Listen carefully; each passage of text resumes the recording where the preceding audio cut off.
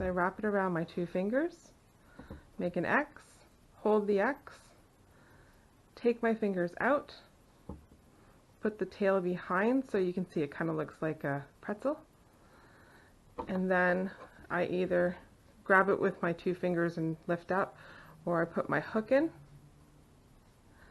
and then I grab my yarn and my tail and I pull,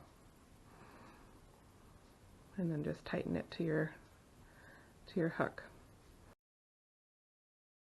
Making a loop on the table this way, oops, sorry, and then taking the circle over on this side so the middle of this part of the yarn is in the middle of the circle. You see there? Same thing, I can either grab it with my fingers or put the hook in. I'll grab it with my fingers and show you. And then I grab the tail and the yarn and I pull. And there's your slip knot.